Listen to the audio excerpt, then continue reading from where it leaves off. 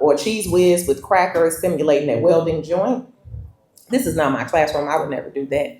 This is somebody else's classroom. Right here, they have different pantry items that they are simulating horse feed.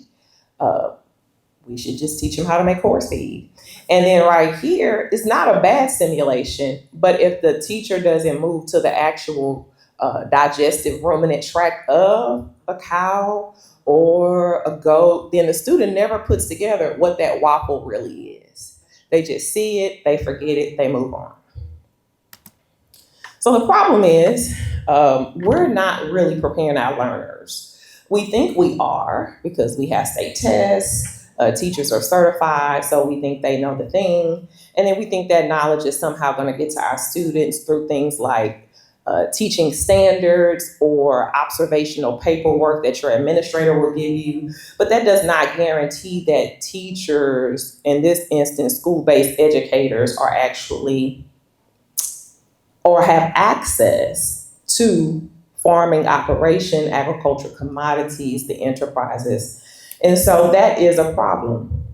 I noticed it about 3 years ago. I went to the World Food Prize. I was still an ag teacher then. And I met a teacher and she's from Minnesota and she was saying how like she has an apple orchard in her program and she has this and she has that. And I was like, I'm barely scratching and surviving to get chickens for my class. So how do you have all of this on your school facility, but in certain states we don't? And so this goes back to funding for career programs, vocational programs, and how ag has shifted to more arts and crafts and theoretical projects versus pragmatic work.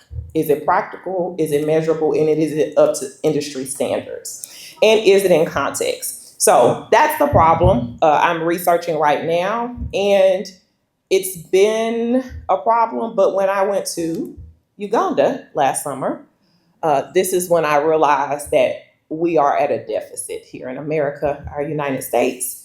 I came from Texas, so specifically in Texas, and I'm sure it's not just a problem in Texas. So I spent 30 days in Uganda. I prepared to teach these students and their teachers how to start a rabbitry project. And so their goal is, not only do we want to teach students these things, they need to go back into their villages and their communities, and they need to start their own ag enterprises and make money. So we started the rabbitry project.